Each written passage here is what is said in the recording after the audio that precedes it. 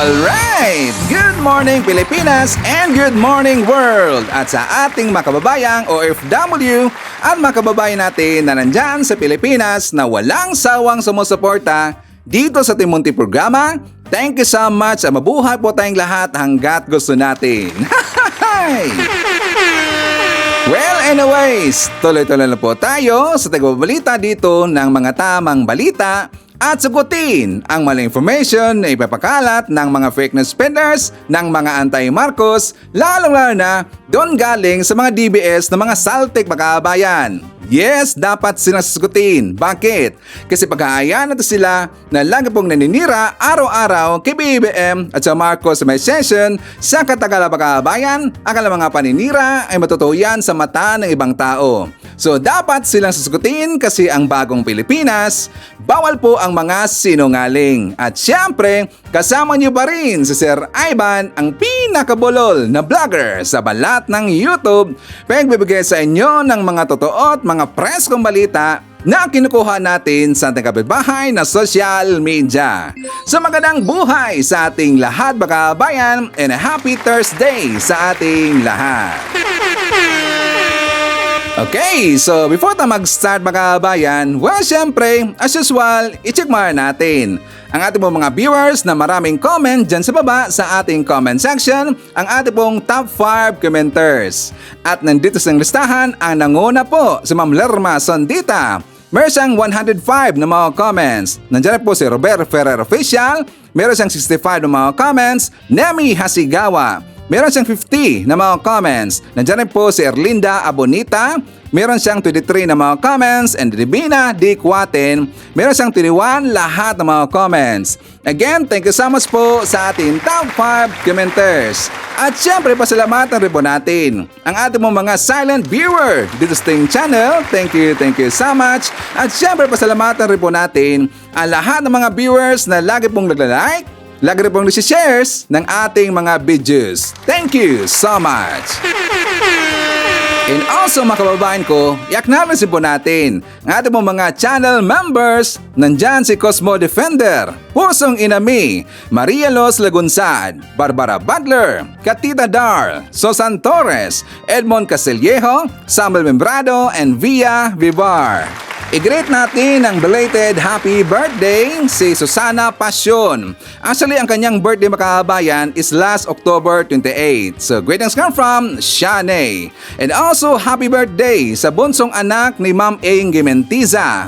Happy birthday also kay Beatrice Esmen Baguio. Greetings come from Romeo Esmen. At syempre, i-greet natin ng happy birthday ang tagapamahala ng pangkalahatan ng INC o Iglesia ni Cristo, kapatid Eduardo V. Manalo. Happy birthday!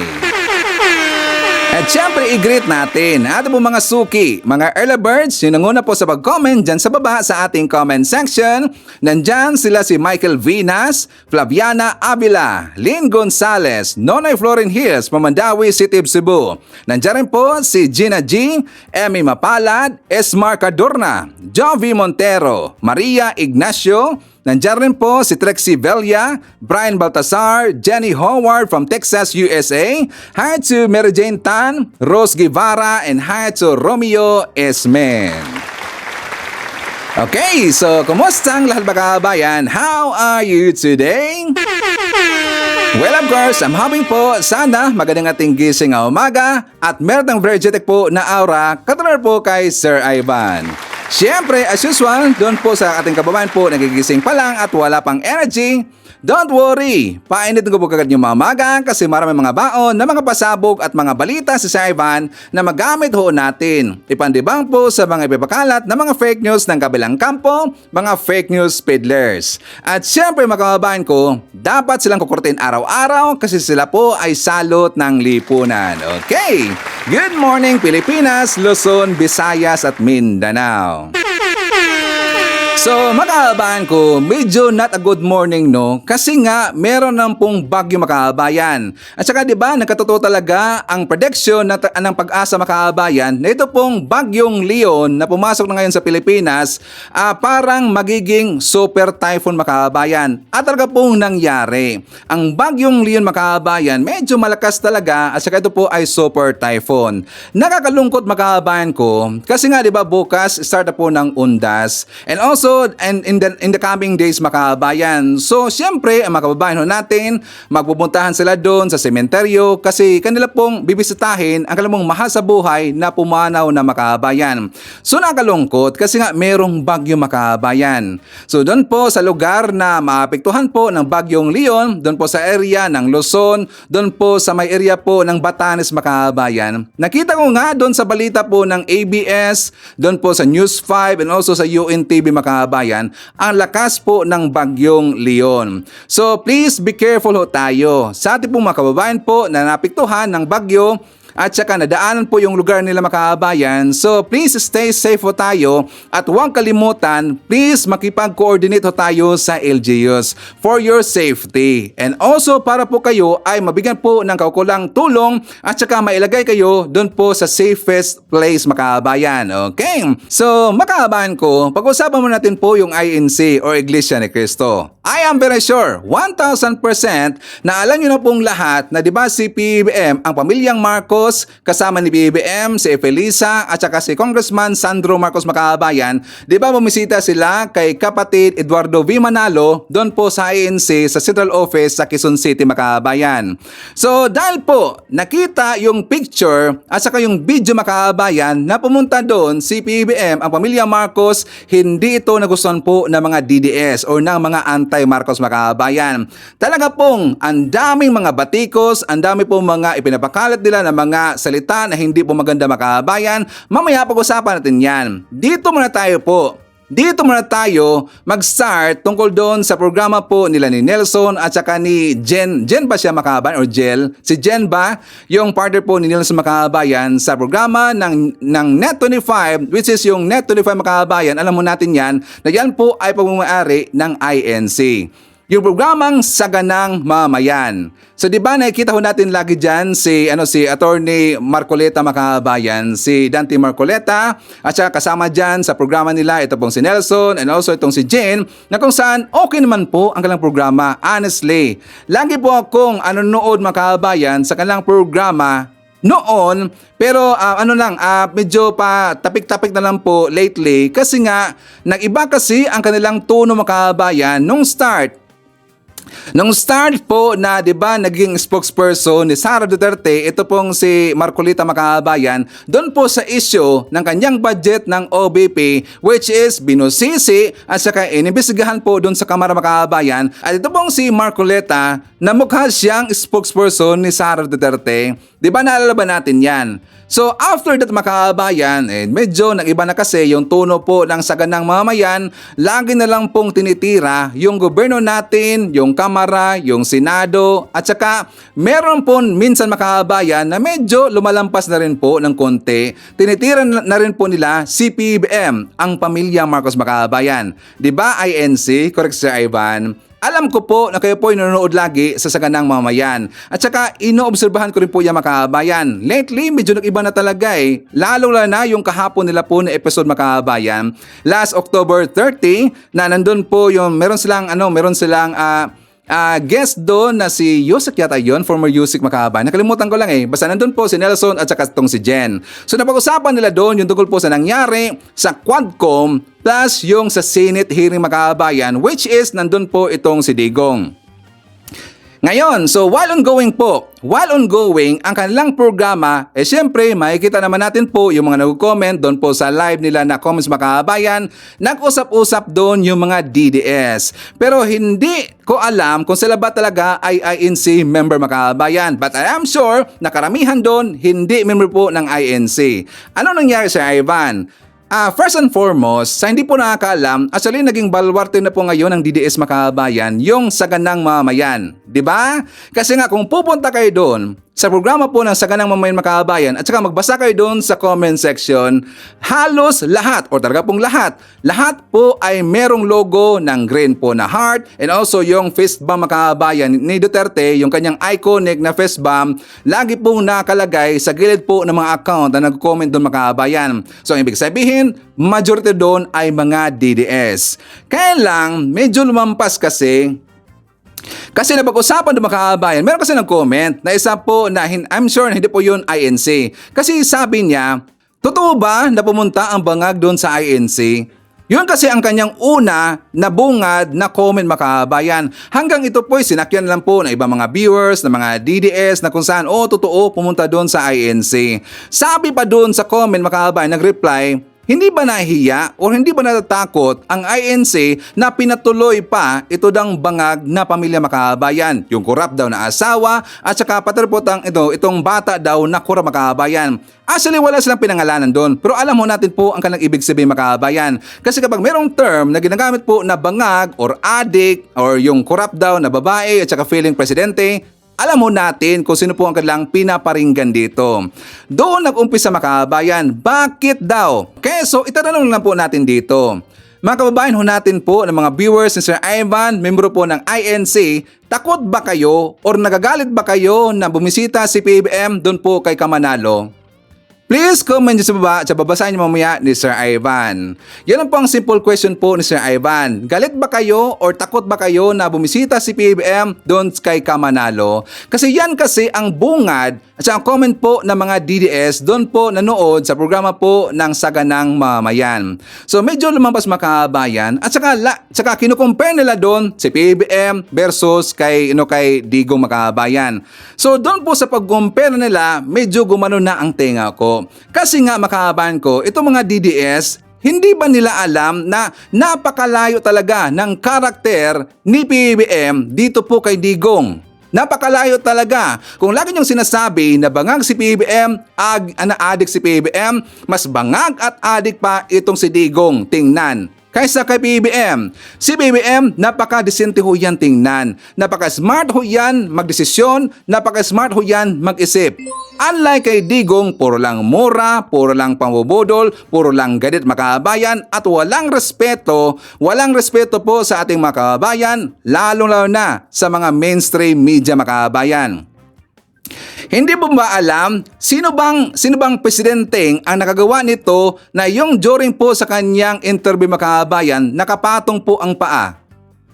Di ba si Digong nakapatong po ang kanyang paa Makabayan? Sino ba nakita nun? Di ba meron ko pinakita dito noon na picture na si Digong, meron siyang interview Makabayan, ang kanyang paa nakapatong po sa lamesa at saka dyan po sa kanyang gitna yung mic Makabayan. Di ba napakabastos talaga? Mga DDS, nakita nyo ba si PBM na ganoon ang kanyang asta, ang kanyang style, ang kanyang attitude o kanyang karakter?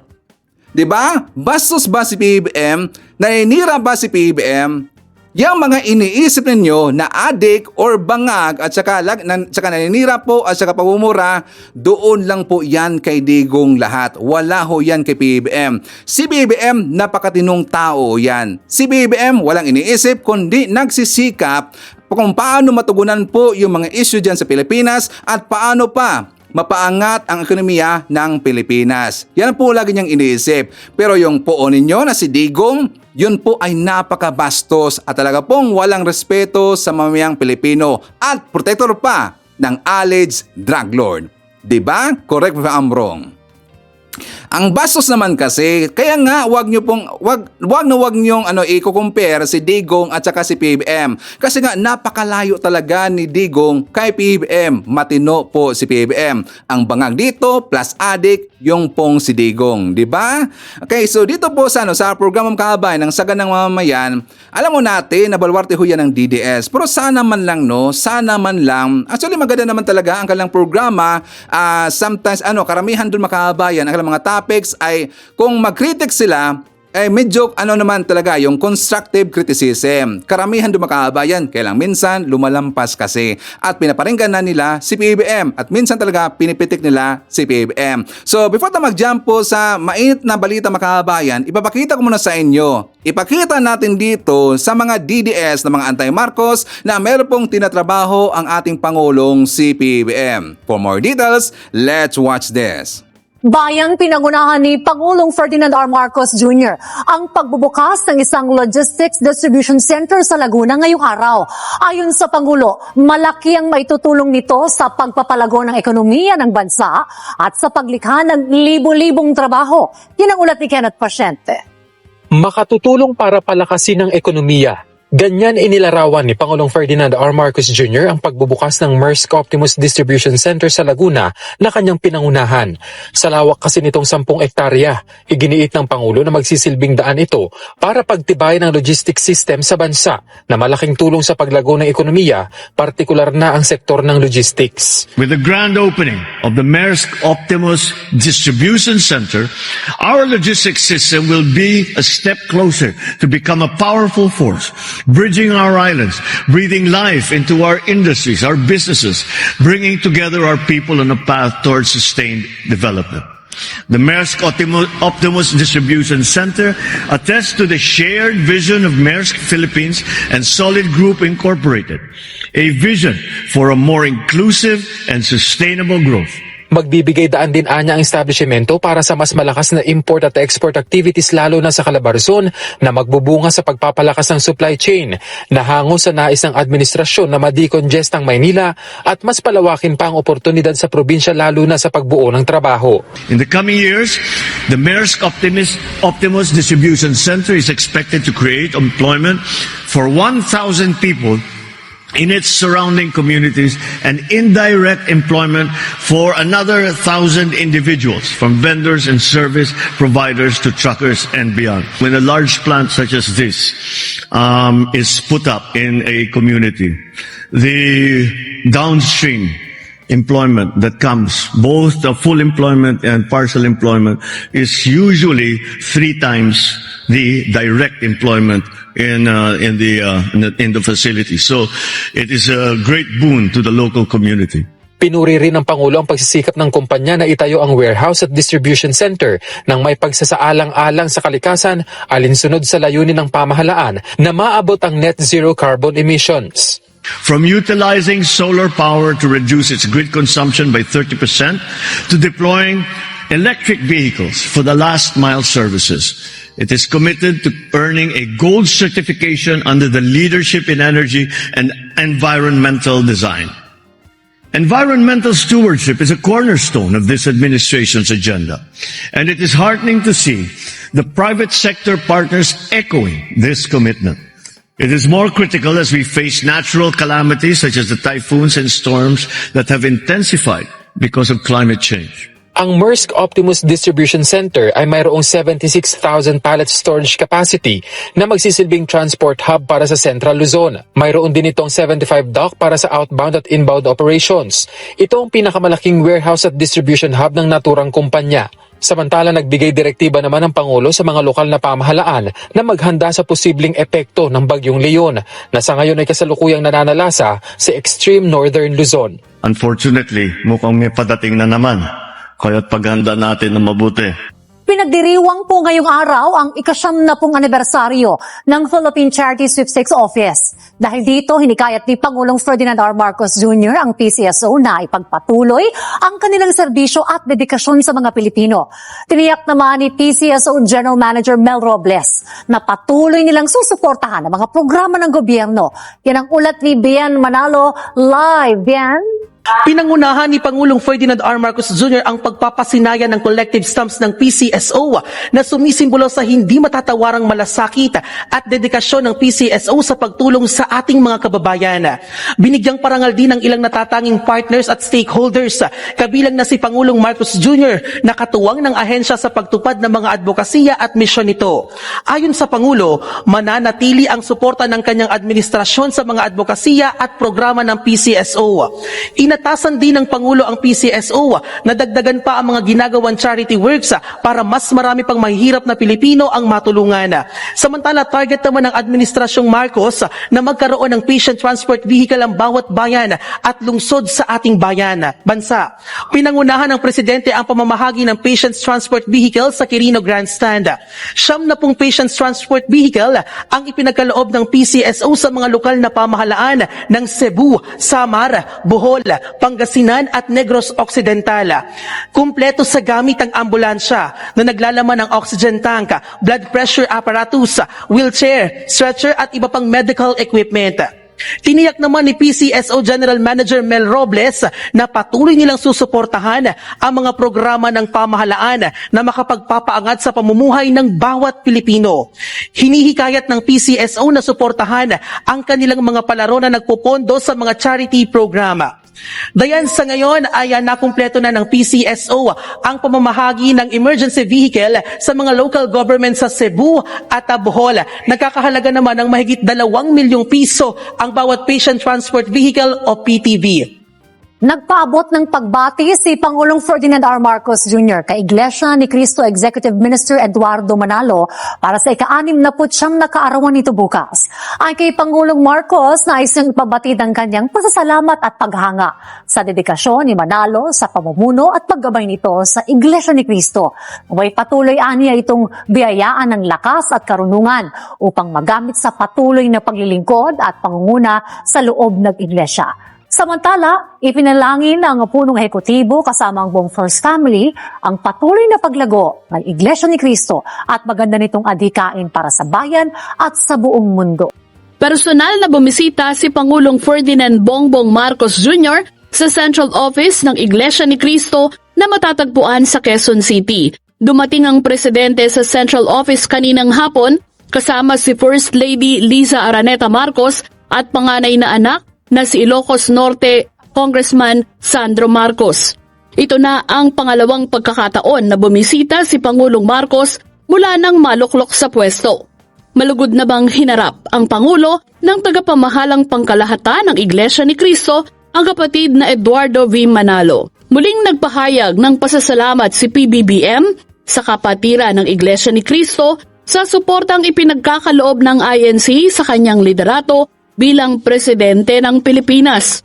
Kumpiyansa si Pangulong Marcos na patuloy na magiging katuwang ng kanyang administrasyon ang Iglesia ni Cristo sa mga proyektong makatutulong sa kapakanan ng taong bayan.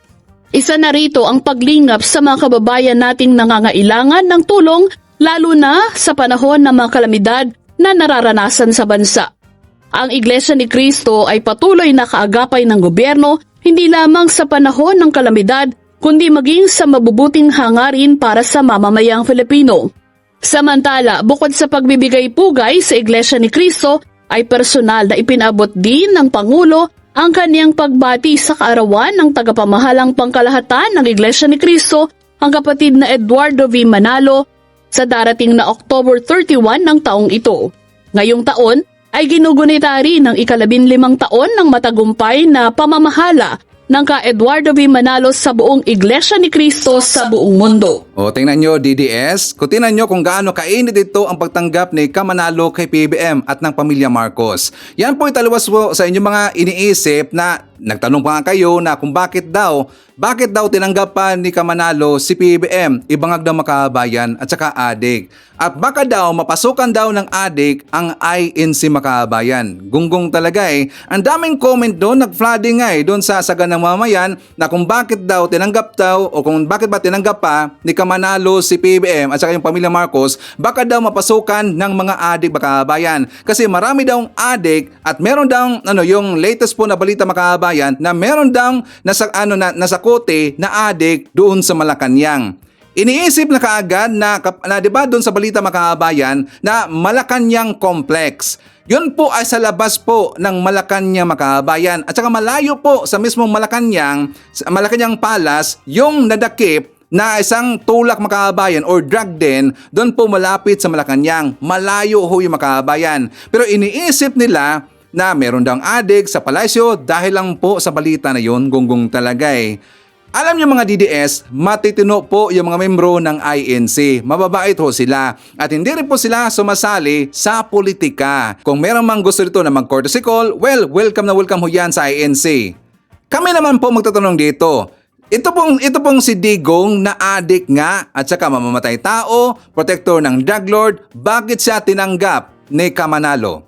'Di ba? Question ho 'yan. Bakit tinanggap po ni Kamanalo itong si Digong na klarong-klaro na adik, bangag, protector ng drug lord at saka walang respeto sa mga kababayan natin makabayan, 'di ba? Bakit siya tinanggap po ni Kamanalo? Dapat yun ang poon ninyo ang equation, hindi po si PBBM. Kasi ang pamilya Marcos, si PBBM, matitinong tao ho yan. At lalong-lalo na ang mga INC members, mga matitino ho yan ng mga tao at marunong po mag-isip. Unlike ninyo, napakababaw nyo mag-isip at puro lang po paninira ang inyong mga banat sa gobyerno natin at kay PBBM, di ba? Tsaka doon rin po sa banat lang makabayan na meron ng adik sa Malacanang. Kasi nga di ba sa balita, kung malalaw natin, meron pong balita at saka post rin po yan ni Tikia Makabayan, ibabalik lang ho natin.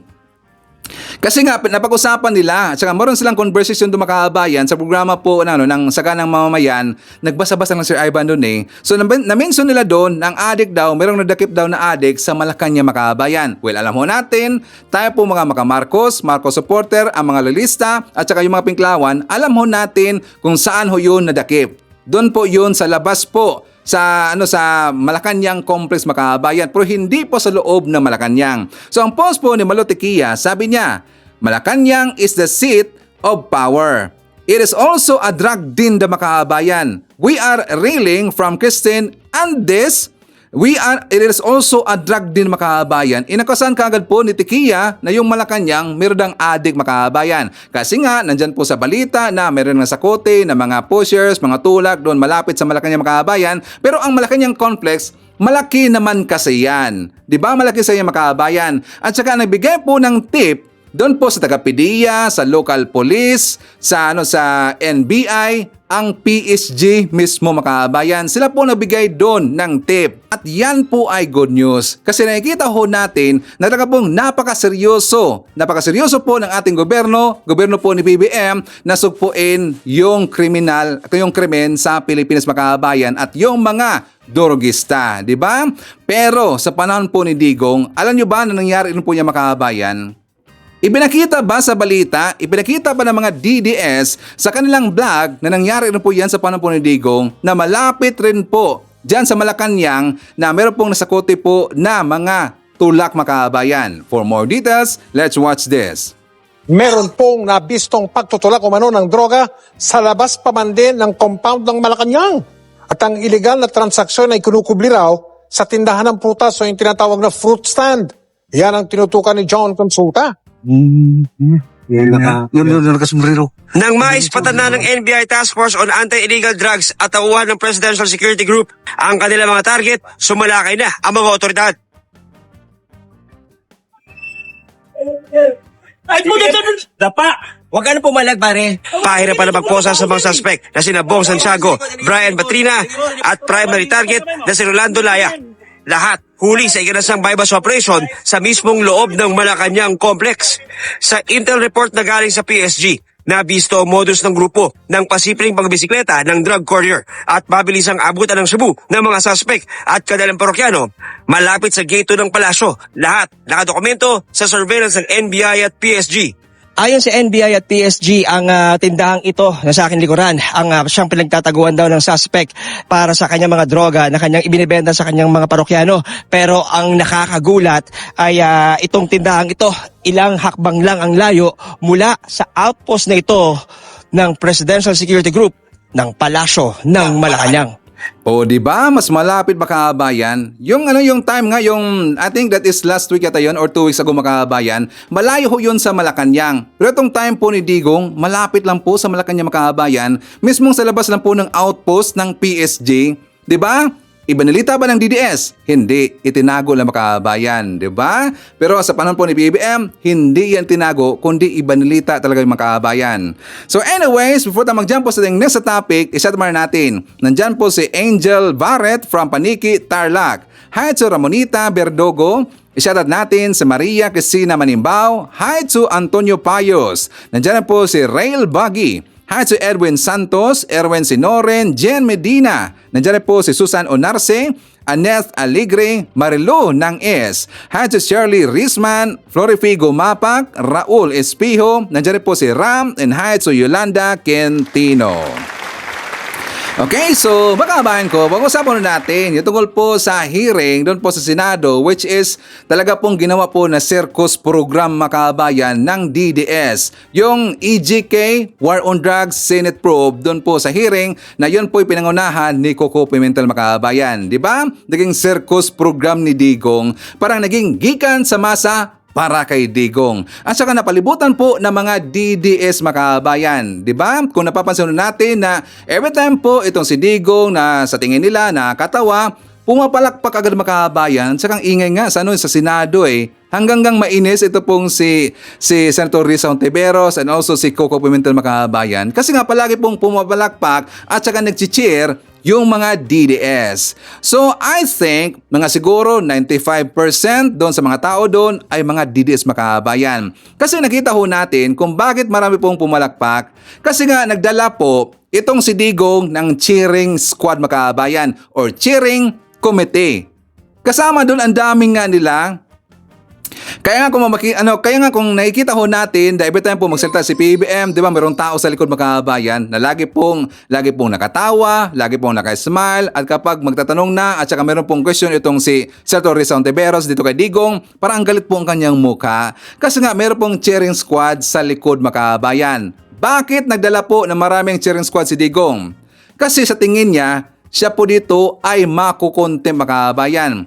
Doon pa nga lang sa kanya mga revelasyon, ang dami na pong nakuha, mga ebidensya ang ICC at saka yung gobyerno ho natin, yung DOJ, ating justice system, ang dami pong nakuha, di ba? Doon pa nga lang makabayan, dapat na nga na iko-contempt itong si Digong kasi lagi siyang nagmumura makabayan. At saka ginawa niyang katatawanan yung mga nangyaring hearing doon, lalong-lalo na, di ba sinabi po ni Bato de la Rosa na yun daw sinabi ni Digong na yung grupo ng kapulisan, mga former PNP chief na sinabi niya na membro daw ng Davao Death Squad makabayan, na sabi kagad po ni Bato na joke lang daw yun ni Digong. Joke lang daw yun ni Digong makabayan. Nakalimutan na ba niya? Nag-take oath po. Nag-take oath itong si Digong. So ibig sabihin, dapat seryoso. At kapag ginagawa niya doon, yung joke makabayan, meron huyang consequences. Bakit? Kasi si Digong, siya po ay naka-take oath makabayan. Lahat ang kanyang sasabihin doon, yun po ay totoo. Pero dito po si Bato, dumipinsa kaagad, joke lang daw yung makabayan. And also si Sal Panilo, joke lang daw yun. Kaya nga sari-sari dito ang mga sinasabi na mga mababatas, former senators, yung mga kababayan ho natin na hindi maganda ang nakita nilang hearing doon sa Senado makabayan. So ngayon, merong balitang lumabas na sabi po ng ABS-CBN makabayan, sabi nila probably before pa matapos ang year 2024, magpalabas na po ng warrant of arrest ang ICC. Handa na ito makabayan. Bakit? Kasi doon pa nga lang sa revelasyon po ni Digong, marami silang nakuha doon ng mga material, ebidensya na itong si Digong talaga po ang mismo ang nagsasabi na makabayan at umamin. 'Di ba? Kaya nga sinabi niya, kung ay pagkita ko sa inyo yung video makabayan, sabi niya, 'di ba, bakit daw hindi ba daw siya kinakasuhan hanggang ngayon? Eager na eager siya, sinasabihan niya yung mga tao, yung mga mababatas, at saka yung kapulisan, bakit wala pa rin daw siyang natanggap na kaso makabayan? Iparinig ko muna sa inyo. For more details, let's watch this. Nagtataka ako hanggang ngayon ng Justice Department hindi pa nag-file ng kaso hanggang ngayon.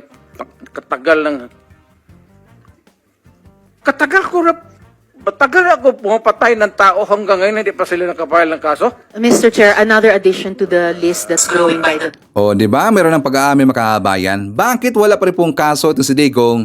Galing po sa ating justice system, sa DOJ, dyan sa gobyerno natin. Bakit wala pa rin pong kaso? Malamang sa malamang, hinihintay dito nating gobyerno na ang ICC na ang papasok makabayan. ang ICC kapag ito ay papasok, mas lalo siyang maiihi mga kababayan. Si Digong pa nga, naihi siya sa nervyos doon po sa Senate hearing mga kababayan. Totoo yan Sir Ivan? Yes, totoo yan. Naihi po sa nervyos itong si Digong. Ito po ang ating ebidensya mga kababayan. Ma'am, can I ask for a recess? It's all right, Mr. Chair. Yes. Hearing suspended. Ako do sa nervous dito. Oh, 'di ba? Naihi siya sa nervyos mga kababayan. Mas lalo siyang maihi sa nervyos kapag papasok na at saka isi-serve na yung warrant of arrest galing po sa ICC mga kababayan. Digong, maghanda-handa ka na. Bato de la Rosa, maghanda-handa ka na. At ito pong si Bongo mga kababayan. Marami na pong pag-aaming ginawa itong si Digong. And I'm very sure mga kababayan, nagsisisi na ngayon itong si Bato kung bakit gumawa pa sila dito ng hakbang na magkaroon po ng Senate hearing, Senate probe sa EJK sa war on drugs mga kababayan. Kasi nga, talaga pong na-discuss dito, nabutasan sila dahil po kay Digong. Kasi si Digong umami na po mga kababayan at itinuro niya yung si Bato de la Rosa na membro po ng Davao Death Squad mga kababayan. O, di ba? So malapit na po ang ICC. ICC, pasok! At marami pong naghihintay dito na darating na po yung warrant of arrest mga kababayan. And also, baka rin po makabayan na hindi na po matutuloy or wala na pong part 2 ng Senate hearing or Senate probe ng EJK ni Digong makabayan kasi nga si Digong hindi na po pupunta sa next po na hearing. Hindi na po siya pupunta makabayan. And also, meron pong sinabi dito si Ejercito, si JB Ejercito makabayan na mas better daw na tapusin na lang kasi nga siguro sa tingin niya, nakita niya na what for? Kasi marami na pong nasabi itong si Digong makabayan at sa mga revelation pong sa mga revelation po ng mga sinasabi ni Digong, magagamit na ho yun against sa kanya. 'Di ba? Kaya nga sabi ni JB Ejercito sa kanyang press con kahapon o sa interview niya kahapon makabayan na mas better tatapusin lang po at malamang sa malamang wala na pong part 2 sa Senate probe, EJK or war on drugs na hearing makabayan. For more details, let's watch this. Hati ang posisyon ng mga senador kung kailangan na nga bang tapusin ng mataas na kapulungan ng Kongreso ang pagbusisi sa war on drugs ng Administrasyong Duterte. Kung Senador JV Ejercito po ang tatanungin, mas makabubuting ipaubaya na lang sa Department of Justice ang nasabing usapin. May live report si Mean Corvera. Mean. Ali, may nakalap na daw na sapat na impormasyon ang Senado at maaari na itong gamitin ng Department of Justice o sino mang nag-aakusa sa issue ng war on drugs para magsampa ng kaso. Katunayan, sabi ni Senador Ronald Bato de la Rosa, maaari pa raw itong gamitin para kasuhan ang dating Pangulo na umaming siya ang may responsibilidad sa nangyaring war on drugs o patayan sa ilalim ng kanyang administrasyon. Pa naman sa Taiwan. Iminungkahi ni Senador JV Ejercito na tapusin na ng Senado ang investigasyon sa war on drugs sa ilalim ng Duterte administration. Ayon sa senador, nagsalita na si dating Pangulong Rodrigo Duterte at sapat na ang nakalap na impormasyon para makabuo ng rekomendasyon ang Senate Blue Ribbon Subcommittee at makakapag-focus na ang mga mambabatas sa pagtugon sa mga usaping makakatulong sa mga kapwa Pilipino. Para kay Ejercito, dapat ipaubaya na sa Department of Justice kung ano ang susunod na hakbang kaugnay naman naging revelasyon ng dating Pangulo. Hayaan na natin yung mga concerned agencies to do their work with all the information and the facts that have been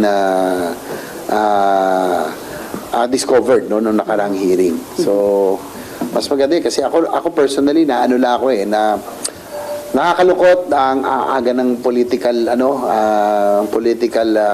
tawag nito bickerings, napakaaga naaga ng bangayan. We cannot move forward as much as possible. I do not want to get to dip my hands into it, kasi trabaho na lang tayo, daming problema.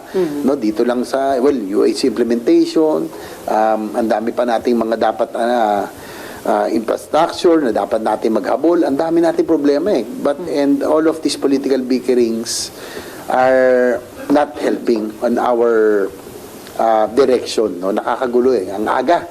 kalahati pa lang ng wala pa tayo sa half of term. Nagsimula na yung political. Kung siguro 1 year before, katanggap-tanggap eh. Sayang yung productive year sana natin. Di bali na yung 1 year na political bickerings, at least may 5 years time productive. Ngayon, 2.5 pa lang. Nagsimula na. Nangihinayang ako. Kaya nga, as much as possible, I do not want to get involved in this political squabble, political bickerings, because there's still a lot of a lot of challenges, a lot of problems that need to be addressed. Okay, so doon pa sa sinabi po ni Ernesto Makabayan, sabi niya, 'di ba, pamumulitika daw? Pamumulitika ba? Pamumulitika ba yung yung imbestigahan natin, Makabayan? Kasi nga marami pong mga pamilyang, mga namatayan na mahingi dito po ng hustisya sa ating gobyerno tungkol doon sa mga namatay po na nasali po sa war on drugs, Makabayan. Nasali po yung isang inosente na tao, isang bata, dahil po ito sa kalokohan po nila ni Bato de la Rosa, ni Digong at saka ni Bongo, Makabayan. Pamumulitika ba yan? Diba? Alam ko, Makabayan. Kasi kapag, alam ko po ang sasabihin po ng mga DDS, kapag ito si Digong, kakasuhan na ngayon ng DOJ o ng gobyerno natin, sasabihin nila kaagad na ito po ay pamumulitika, Makabayan.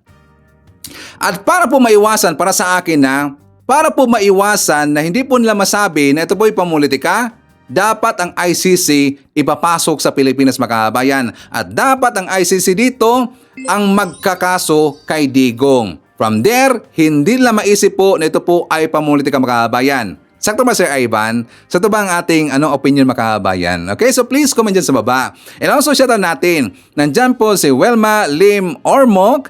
Hi to Cardo Dalisay from London. Nandyan rin po si Noel Avidana.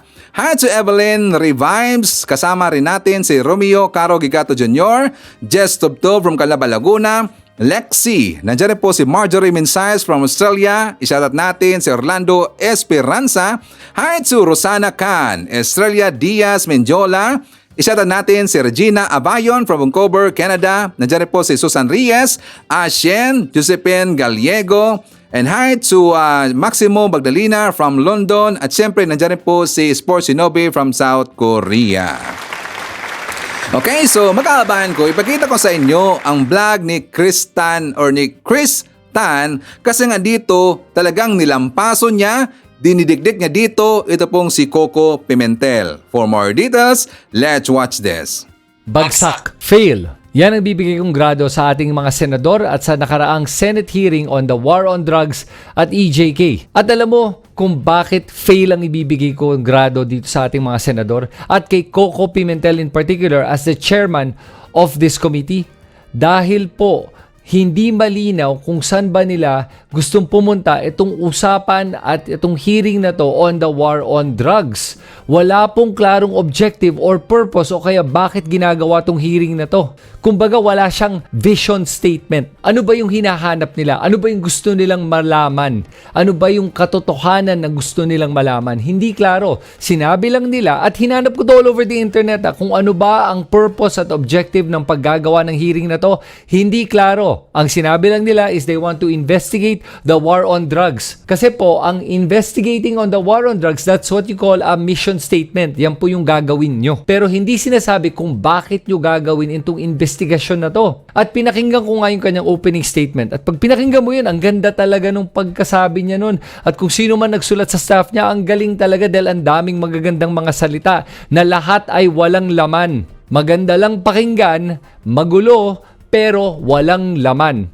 At sa video na to, pag-uusapan lang natin kung bakit ba talaga bumagsak itong Senate hearing na to at ano ba yung natutunan natin kasi sobrang daming mga nangyari dito sa Senate hearing kaya i-breakdown ko siya into smaller videos para mas mabilis maintindihan. So pag-usapan lang natin ngayon yung pagkapalpak ng ating mga senador sa mga trabaho na binigay sa kanila. Okay, so unang-una nga, like I said, walang pagtutunguhan itong Senate hearing. Hindi nila alam kung ano bang gusto nila mangyari at saka kung ano ba yung objective at saan sila pupunta. Alam mo, parang ganito yan eh. Parang driver si Coco Pimentel ng isang sasakyan. Let's say isang bus. Yung Senate hearing, yun yung bus. At hindi alam ni Coco Pimentel kung saan siya pupunta after 8 hours of driving. O in this case, 8 hours of Senate hearing, hindi niya alam kung saan siya pupunta. Pag hindi mo alam kung saan ka pupunta after 8 hours, guess mo kung saan ka makakarating. Wala. Paikot-ikot ka lang, wala kang naabutan. Nagsayang lang tayo ng oras sa pagmamaneho, in this case sa pakikinig sa isang Senate hearing, pagtatanong at pag-imbestiga sa wala tayong pupuntahan. Yan ang problema. Ang vision statement ay yung destinasyon o kung saan ka pupunta. Pag klaro yun, for example, sa pagmamaneho, sasabihin mo gusto mong pumunta ng Baguio. Alam mo that after 3 or 4 hours, makakarating ka ng Baguio dahil meron kang destination. At yan ang wala na itong Senate hearing na to. Wala pong pagtutunguhan. At kaya nag-aksaya tayo ng 8 oras para dito sa Senate hearing na to. Kaya pinakinggan ko itong opening statement ni Senator Coco Pimentel para malaman nga natin kung ano ba yung mga gusto nila mangyari. Tignan mo na lang kung ano yung mapupulot mo dito sa opening statement ni Senator Pimentel. Welcome to the first hearing of the subcommittee of the Blue Ribbon Committee, which was given the responsibility of investigating the Philippine war on illegal drugs. Our assignment will not be an easy task. I shall conduct this investigation without fear or favor, and I will simply follow the evidence. As the chairman of the subcommittee, I have construed our instruction to investigate the Philippine war on illegal drugs to begin with the Duterte administration, which was the first administration to use the term war on drugs to signify its prioritization of the enforcement of our anti-illegal drugs laws, all the way to the present time. O yan, binanggit niya dito that he wants to investigate the war on drugs. Again, for what? Ano ang gusto mong malaman? Sunod, sinabi naman niya dito na ang Senate natin ay may jurisdiction para sa mga opisyal na baka sakaling gumawa ng mga iba't ibang aktibidad tulad ng malfeasance, misfeasance at nonfeasance. Under our Senate rules, the Blue Ribbon Committee has jurisdiction over matters relating to investigation of malfeasance, misfeasance, and nonfeasance in office by officers and employees of the government. Malfeasance is intentional conduct that is wrongful or unlawful. Nonfeasance is failure to act where there was a duty to act. Misfeasance is conduct that is lawful but harms another person due to carelessness or an accident.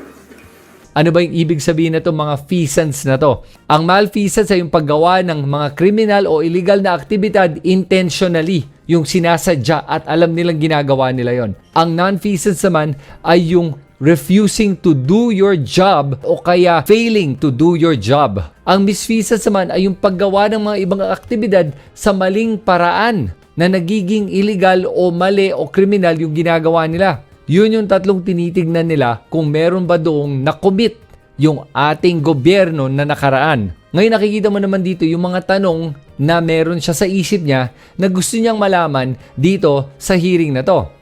Therefore, with the permission of my colleagues, I want to start our investigation by examining first the Duterte administration's enforcement of our anti-illegal drugs laws. How effective was the Duterte administration's war on drugs? Did it follow the law and rules? Was it compliant with the letter of the Constitution as well as with the values and principles contained in our Constitution? Ayan, unang tanong niya, how effective daw was the war on drugs of the previous administration? Sunod, tinanong naman niya kung sinundan ba nito ang mga batas natin. Tinignan din kung compliant ba daw to with the Constitution at sinundan ba niya yung Constitution natin at kung sinundan ba niya yung prinsipyo at yung mga values ng ating Constitution. At dito sa hearing na to, nasagot yung mga tanong niyang yan.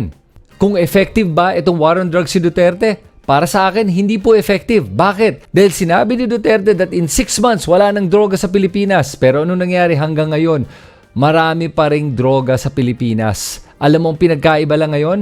Mga libo-libong namatay na Pilipino na wala naman talagang nagbago sa pagkalat ng droga. Pangalawa, nasundan ba yung batas? Obviously, hindi. Galing na mismo sa bibig ni Duterte na sinasabi nga niya na nakapatay na siya at uulitin daw niya yung pagpatay at hindi daw siya nagsisisi sa mga nagawa niya at inamin niya na may death squad at inutos niya ang mga pulis na siguraduhin na manlaban ang mga huhuliin para mapatay. Kaya yung susunod na tanong, if it's compliant with the Constitution, o kaya did it follow the values at principles of the Constitution? Obviously, hindi. Dahil based on Article 3, Section 1 ng ating Constitution, malinaw dito that no person shall be deprived of life, liberty, or property without due process of law, nor shall any person be denied equal protection of the law. At mismo si Duterte na nagsabi na wala siyang respeto for the rule of law at ayaw niya ng due process dahil matagal daw yan at mahaba at sayang lang daw yan sa pera. Kaya nakapagtataka talaga sa akin na sinabi na ni Duterte lahat nito at nasagot na lahat ng mga tanong ni Senator Pimentel, pero parang hindi ko alam kung bingi ba siya, bulag o kaya tanga. Kaya dito mo nakikita na kung hindi mo alam kung ano ba ang iyong goal o objective o wala kang vision statement, hindi mo alam kung anong pagtutunguhan ng hearing na to, wala tayong mararating sa mga dami ng mga nagsasalita. At yan ang nangyari dito. Yung ating Senate Chair, siya yung driver natin, hindi alam kung saan pupunta, kaya mukhang nalilito, naliligaw at nawawala. At anong nangyari? Yung mga pasahero ng bus o nung Senate hearing, yun yung mga senador, yun yung mga resource persons natin, bigla na lang sila na lang yung kumuha ng manibela at dinala kung saan nila gustong papuntahin yung ating Senate hearing o yung ating bus. Dahil sila alam nila kung saan nila gustong pumunta. At si Bato de la Rosa at si Bongo, alam nila kung saan nila gustong dalhin itong hearing na to. Kaya doon nila pinapunta sa kanilang mga interpolations at manifestations. At tulad nga ng sinabi ko, dahil hindi alam ni Coco Pimentel kung saan niya gustong dalhin itong hearing na to, nagkaroon ng pagkakataon yung mga ibang senador para imaniobra itong hearing kung saan nila gustong dalhin. Pati nga si Duterte na maniobra nga niya itong hearing na to at nakikita mo kung saan niya gusto dalhin itong Senate hearing na to o kaya itong bus na to eh. Gusto niya ihulog to sa bangin at dalhin to sa impyerno. Buti na lang meron tayong isang matinong senador dyan na nakuha yung manibela at alam niya kung saan tamang dalhin itong Senate hearing na to. At binalik niya to sa tamang direksyon. Kay Senator Hontiveros ko lang nakita kung saan ba malinaw kung ano ba ang purpose at objective na itong Senate hearing na to. At dahil dyan, kahit na nga nasagot na ng ating resource person na si Duterte lahat ng mga tanong, umami na siya at nakita nga natin dito na meron ngang malfeasance, willful, intentional, unlawful, and criminal activities. Meron ding, at the very least, misfeasance, yung maling pagpapatupad ng batas. At ngayon, nakikita natin sa ating mga senador na merong nonfeasance dahil sa kanilang failure to do their job na magbigyan ng hustisya ang mga biktima nitong EJK at war on drugs. Kaya nagtaka talaga ako doon sa interview na ginawa niya pagkatapos ng hearing. Tinanong sa kanya kung bakit hindi niya giniit yung mga sagot ni Duterte. At yung sinabi niya. Yung sa the human rights sector that were disappointed kasi parang naging Duterte show daw and the former president was not challenged enough by the subcommittee. Reaction? Well, hindi sumipot si Garma.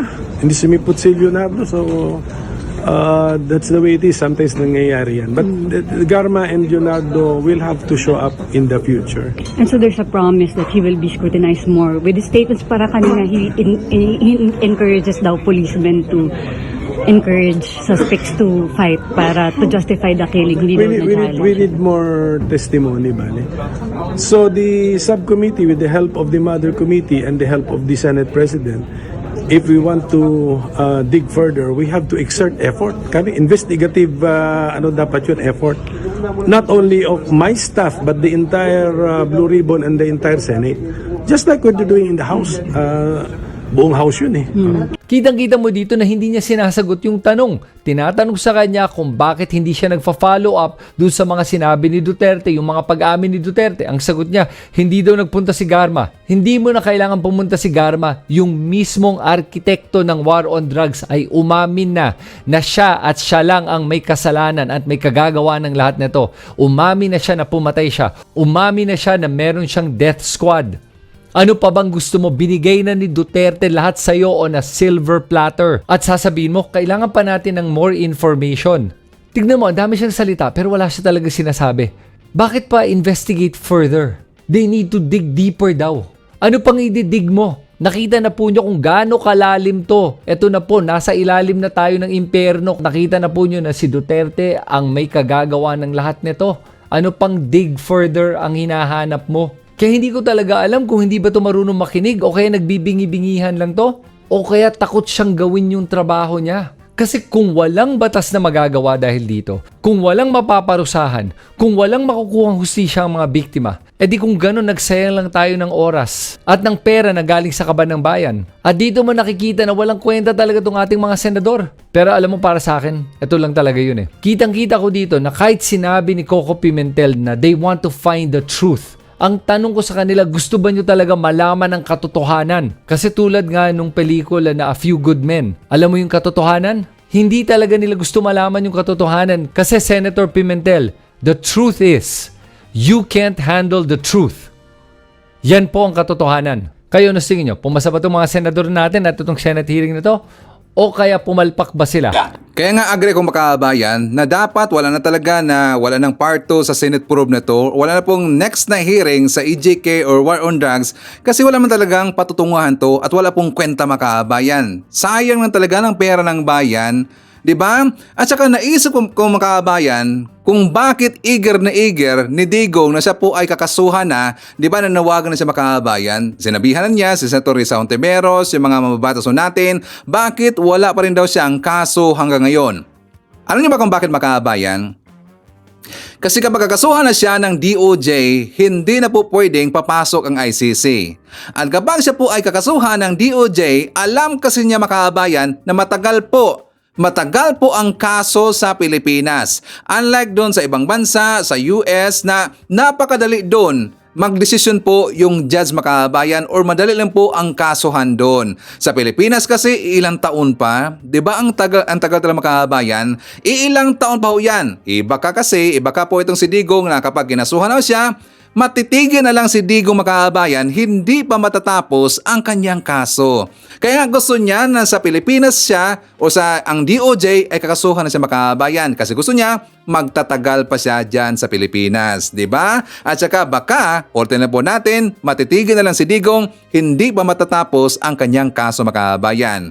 Okay, so kasama rin po natin hi to Beth Kagimbal, kasama natin si Elizabeth Diang, isyatat natin si Ferdinand Calip Ho from Pagudpod, Ilocos Norte. Nandiyan po si Tess Barranco, Manuel Pancho from Los Angeles, California. Hi to Rodolfo, Evelyn Garcia, Leo Catalan, Gadi Mohagan. Nandiyan po si Sweet Dam 72 from Chicago.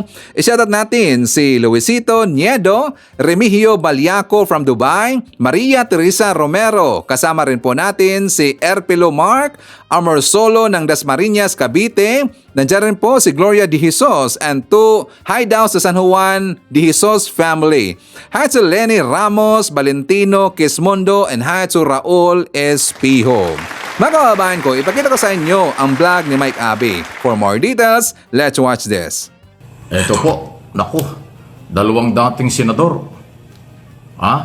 Ang nagsalita na, hindi sila nakontento at nakita nila ang galaw ng mga senador at ng dating Pangulong Duterte sa public hearing ng Blue Ribbon Committee.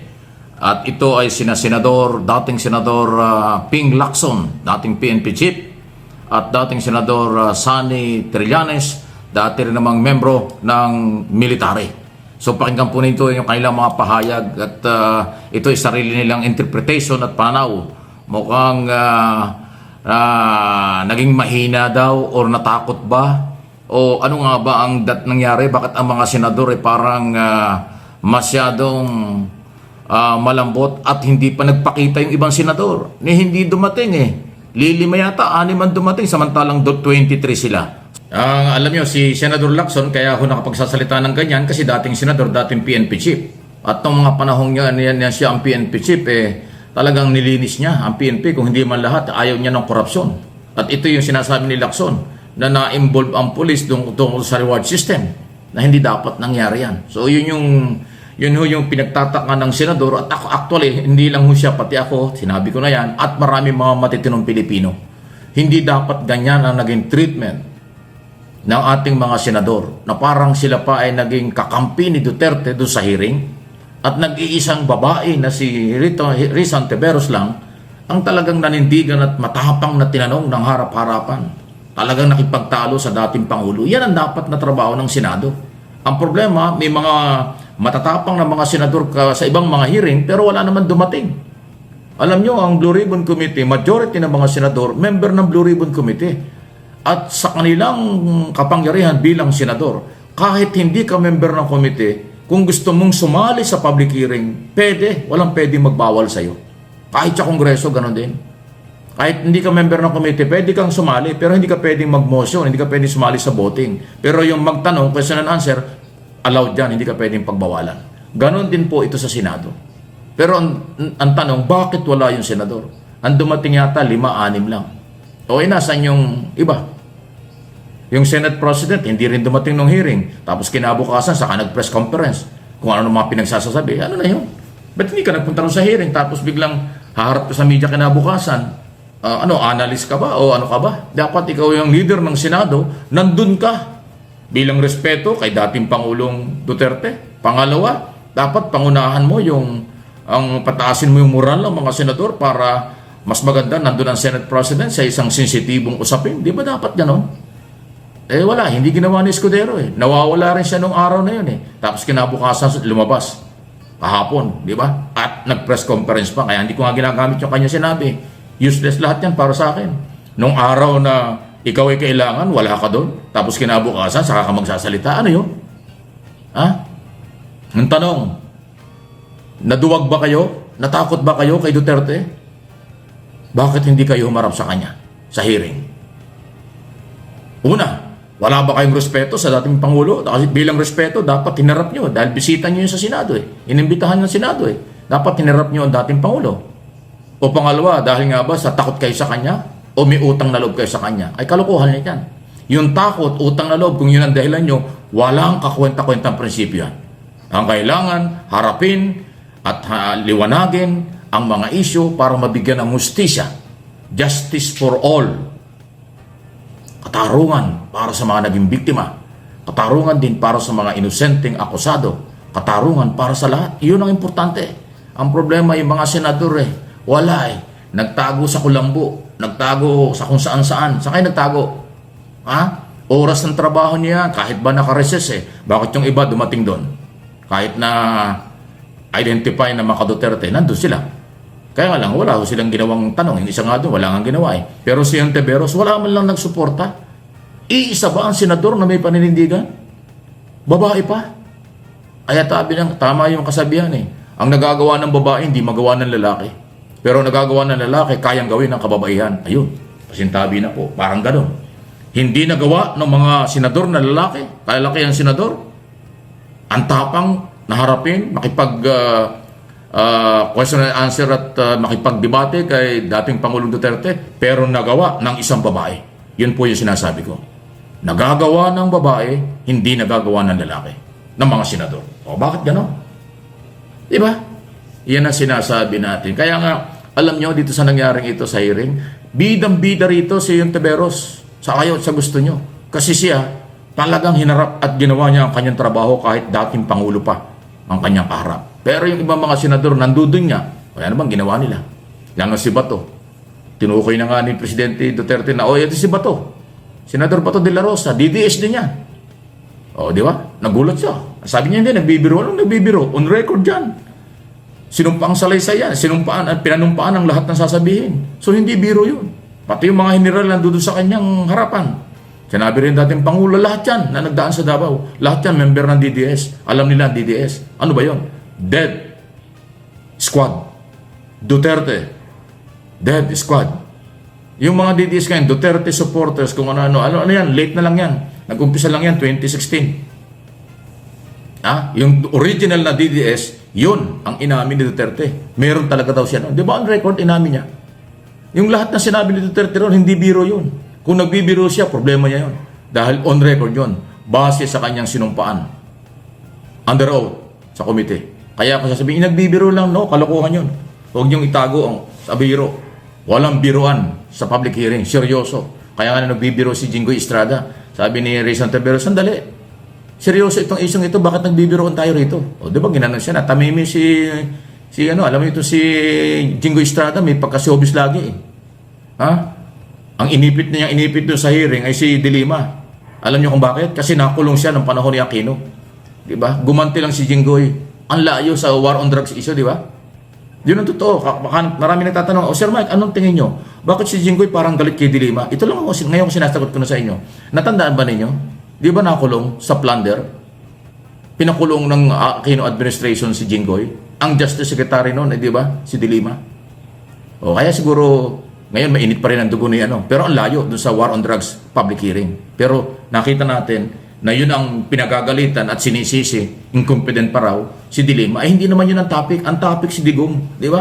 Yan ang mga senador natin. Kayo kasi, pag nakakita kayo ng artista, gusto nyo, senador na kaagad eh. O, di ba? Anong nangyayari? Anong performance ng mga artista ng senador ngayon? Alat, di ba? Yan ang sinasabi ko. Maging matalino kung gusto nating umunlad.